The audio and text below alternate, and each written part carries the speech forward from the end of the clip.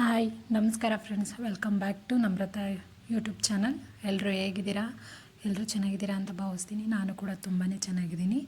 So ಇವತ್ತು ಒಂದು ಚಕ್ಲಿ ಮುರುಕನ್ನ ತೋರಿಸೋಣ ಅಂಥೇಳಿ ಈ ಬ್ಲಾಗ್ನ ಶುರು ಮಾಡ್ತಾಯಿದ್ದೀನಿ. ಕ್ರಿಸ್ಪಿಯಾಗಿ, ಸಿಂಪಲ್ಲಾಗಿ, ಕ್ವಿಕ್ಕಾಗಿ ಒಂದು 10 ನಿಮಿಷದೊಳಗಡೆ ಈ ರೆಸಿಪಿನ ಮಾಡ್ಕೋಬೋದು. ತುಂಬಾ ಚೆನ್ನಾಗಿರುತ್ತೆ, ಕ್ರಿಸ್ಪಿ ಕೂಡ ಆಗಿರುತ್ತೆ. ಯಾವ ರೀತಿ ಮಾಡ್ಕೊಳ್ಳೋದು ಅಂತ ಈ ವಿಡಿಯೋದಲ್ಲಿ ತೋರಿಸ್ಕೊಡ್ತಾ ಇದ್ದೀನಿ. ವಿಡಿಯೋನ ಫುಲ್ ಕೊನೆ ತನಕ ನೋಡಿ. ಸೊ ಬನ್ನಿ ಇವಾಗ ಶುರು ಮಾಡ್ಕೊಳ್ಳೋಣ. ಮೊದಲನೇದಾಗಿ ನಾನಿಲ್ಲಿ ಅರ್ಧ ಕೆಜಿಯಷ್ಟು ಅಕ್ಕಿ ಹಿಟ್ಟನ್ನ ರೆಡಿಮೇಡ್ ತೊಗೊಂಡಿದ್ದೀನಿ. ನೀವು ಮನೇಲಿ ಬಿಡಿಸಿರುವಂಥ ಅಕ್ಕಿ ಹಿಟ್ಟಾದರೂ ಯೂಸ್ ಮಾಡ್ಬೋದು, ಅಥವಾ ಈ ರೀತಿ ರೆಡಿಮೇಡ್ ಅಕ್ಕಿ ಹಿಟ್ಟಾದರೂ ಯೂಸ್ ಮಾಡ್ಬೋದು. ಹಾಗೆ ನಾನು ಅರ್ಧ ಕೆಜಿಯಷ್ಟು ಕಡಲೆ ಹಿಟ್ಟನ್ನು ಕೂಡ ತೊಗೊಂಡಿದ್ದೀನಿ. ಅರ್ಧ ಕೆಜಿ ಅಕ್ಕಿ ಹಿಟ್ಟಿಗೆ ಮುಕ್ಕಾಲು ಭಾಗದಷ್ಟು, ಅರ್ಧ ಕೆ ಜಿಲಿ ಮುಕ್ಕಾಲು ಭಾಗದಷ್ಟು ಕಡಲೆ ಹಿಟ್ಟನ್ನ ಹಾಕ್ಕೊಳ್ಬೇಕಾಗುತ್ತೆ. ಸೊ ತೋರಿಸ್ತಾ ಇದ್ದೀನಿ ನೋಡಿ, ಅದೇ ರೀತಿ. ಇವಾಗ ರುಚಿಗೆ ತಕ್ಕಷ್ಟು ಉಪ್ಪನ್ನ ಸೇರಿಸ್ಕೊಳ್ತಾ ಇದ್ದೀನಿ. ಹಾಗೆಯೇ 2 ಟೇಬಲ್ ಸ್ಪೂನಷ್ಟು ಜೀರಿಗೆನ ಸ್ಮ್ಯಾಶ್ ಮಾಡಿ ಹಾಕ್ಕೊಳ್ತಾ ಇದ್ದೀನಿ.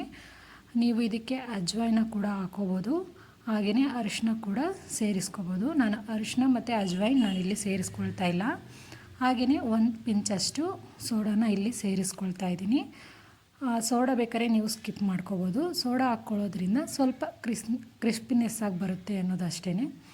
ಇವಾಗ ಅಕ್ಕಿ ಹಿಟ್ಟು, ಕಡಲೆ ಹಿಟ್ಟು, ಜೀರಿಗೆ, ಉಪ್ಪು, ಸೋಡಾ ಇದಿಷ್ಟು ಕೂಡ ನೀಟಾಗಿ ಮಿಕ್ಸ್ ಮಾಡ್ಕೋಬೇಕು. ಒಂದು 5 ನಿಮಿಷ ಮಿಕ್ಸ್ ಮಾಡಿಕೊಂಡ್ರೆ ಎಲ್ಲವೂ ಕೂಡ ನೀಟಾಗಿ ಮಿಕ್ಸ್ ಆಗಿಬಿಡುತ್ತೆ.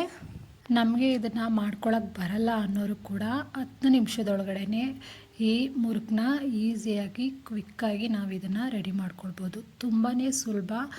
ಏನು ನಮಗೆ ತುಂಬ ಅರ್ಧ ಗಂಟೆ, 1 ಅವರ್ ಈ ಥರ ಪ್ರೊಸೆಸ್ ಇಟ್ಕೊಳ್ಳೋದಿಲ್ಲ. ಒಂದು 10 ನಿಮಿಷದೊಳಗಡೆ ನಾವು ಇದನ್ನು ಕ್ವಿಕ್ಕಾಗಿ ಮಾಡ್ಕೊಬಿಡ್ಬೋದು. ಈಗ ನೋಡ್ತಾ ಇದ್ದೀರಲ್ವ, ನೀಟಾಗಿ ಅಕ್ಕಿ ಹಿಟ್ಟು, ಕಡಲೆ ಹಿಟ್ಟು ಇದೆಲ್ಲವೂ ಕೂಡ ನೀಟಾಗಿ ಮಿಕ್ಸ್ ಮಾಡಿಕೊಂಡು ಇವಾಗ ಸ್ವಲ್ಪನೇ ನಾವು ನೀರನ್ನ ಹಾಕೊತ ಕಲಿಸ್ಕೊಳ್ಬೇಕು. ಯಾವ ರೀತಿ ಅಂದರೆ, ನಾವು ಚಪಾತಿ ಹಿಟ್ಟು ಕಲಿಸ್ಕೊಳ್ತೀವಲ್ವ, ಅಷ್ಟು ಗಟ್ಟಿಯಾಗಿ ಬೇಡ, ಸ್ವಲ್ಪ ಸಾಫ್ಟಾಗಿ ಕಲಿಸ್ಕೊಂಡ್ರೆ ಸಾಕಾಗುತ್ತೆ. ತುಂಬ ಸಾಫ್ಟಾಗಿ, ತುಂಬ ಗಟ್ಟಿಯಾಗಿ ಕಲಿಸ್ಕೊಳಕ್ಕೆ ಹೋಗಬಾರ್ದು.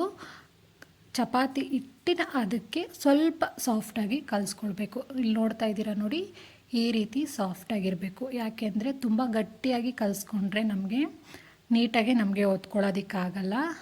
ತುಂಬ ತೆಳುವಾದರೆ ಎಣ್ಣೆನ ಹೀರ್ಕೊಬಿಡೋ ಚಾನ್ಸಸ್ ಇರುತ್ತೆ. ಸೊ ಹಾಗಾಗಿ ನೋಡಿ, ಇಲ್ಲಿ ತೋರಿಸ್ತಾ ಇದ್ದೀನಿ, ಈ ರೀತಿ ಸಾಫ್ಟಾಗಿದ್ದರೆ ನಮಗೆ ಚಕ್ಲಿ ಮುರುಕು ಅನ್ನೋದು ಪರ್ಫೆಕ್ಟಾಗಿ ಬರುತ್ತೆ. ಸೊ ಇವಾಗ ಇದನ್ನು ಒಂದು 10 ನಿಮಿಷ ಸೈಡ್ಗೆ ಎತ್ತಿಟ್ಕೊಳ್ತಾ ಇದ್ದೀನಿ. ಆಯಿಲ್ ಕಾಯೋಷ್ಟರಲ್ಲಿ ಇವಾಗ ಒಂದು ಕಡಾಯಿಗೆ ನಾನು ಆಯಿಲ್ನ ಇಟ್ಕೊಂಡು ಆಯಿಲ್ನ ಕಾಯೋಕ್ಕೆ ಇಟ್ಕೊಳ್ತಾ ಇದ್ದೀನಿ.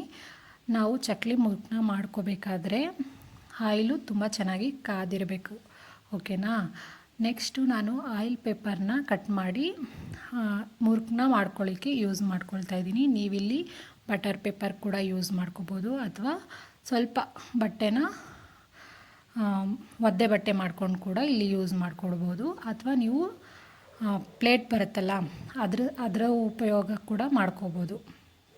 ಇವಾಗ ನಾನಿಲ್ಲಿ 3 ಶೇಪಲ್ಲಿರೋ ಅಂಥದ್ದನ್ನ ಹಾಕ್ಕೊಂಡು ನಾನಿಲ್ಲಿ ರೆಡಿನ ಮಾಡ್ಕೊಳ್ತಾ ಇದ್ದೀನಿ. ಫಸ್ಟು ಈ ಚಕ್ಲಿ ಒಳಗೆ ನಾವು ಸ್ವಲ್ಪ ಆಯಿಲ್ನ ಸ್ಪ್ರೆಡ್ ಮಾಡಿಕೊಂಡು ನೀಟಾಗಿ ಸ್ಪ್ರೆಡ್ ಮಾಡ್ಕೊಳ್ಬೇಕಾಗುತ್ತೆ. ನೋಡಿ, ಈ ಥರ ನೀಟಾಗಿ ಎರಡಕ್ಕೂ ನಾವು ನೀಟಾಗಿ ಆಯಿಲ್ನ ಸ್ಪ್ರೆಡ್ ಮಾಡ್ಕೊಳ್ಬೇಕು. ಆವಾಗ ತುಂಬ ಸಾಫ್ಟಾಗಿ ಬರುತ್ತೆ.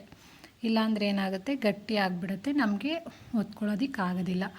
ಇವಾಗ ನೆಕ್ಸ್ಟು ನಾವು ಏನು ರೆಡಿ ಮಾಡಿಟ್ಕೊಂಡಿದ್ವಿ ಅದನ್ನು ಸ್ವಲ್ಪ ನಾದ್ಕೊಂಡು ಈ ಚಕ್ಲಿ ಒಳಗೆ ಹಾಕ್ಕೊಂಡು ನಾವು ಮುರುಕನ್ನ ರೆಡಿ ಮಾಡ್ಕೊಳ್ಬೋದು.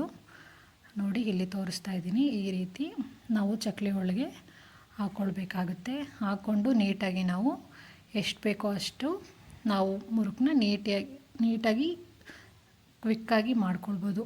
ಯಾವುದೇ ರೀತಿ ಗಟ್ಟಿಯಾಗಿ ಬರೋದಿಲ್ಲ, ತುಂಬ ಚೆನ್ನಾಗಿ ಸಾಫ್ಟಾಗಿ ಬರುತ್ತೆ. ಸೊ ನೋಡಿ, ಇಲ್ಲಿ ತೋರಿಸ್ತಾ ಇದ್ದೀನಿ ಎಷ್ಟು ಚೆನ್ನಾಗಿ ಬರ್ತಾಯಿದೆ ಅಂಥೇಳಿ. ತುಂಬಾ ಪ್ರೆಸ್ ಮಾಡೋ ಅವಶ್ಯಕತೆ ಇಲ್ಲ, ಯಾಕೆಂದರೆ ನಾವು ಚಪಾತಿ ಹಿಟ್ಟಿನ ಅದಕ್ಕಿಂತ ಸಾಫ್ಟಾಗಿ ನಾವಿಲ್ಲಿ ಹಿಟ್ಟನ್ನ ನಾದಿ ಇಟ್ಕೊಂಡಿರೋದ್ರಿಂದ ತುಂಬಾ ಈಸಿಯಾಗಿ ಬರುತ್ತೆ. ಇಲ್ಲಿ ನೋಡಿ ಎಷ್ಟು ಚೆನ್ನಾಗಿ ಬಂದಿದೆ ಅಂಥೇಳಿ ನಾನು ತೋರಿಸ್ತಾ ಇದ್ದೀನಿ. ನೀವು ಬೇಕಾದರೆ ಪ್ಲೇಟ್ ಇಟ್ಕೊಂಡು ಸಹಾಯದಿಂದ ಕೂಡ ನೀವು ಮಾಡ್ಕೋಬೋದು. ನನಗೆ ಇದೇ ಕಂಫರ್ಟಬಲ್ ಅಂತ ಅನಿಸುತ್ತೆ.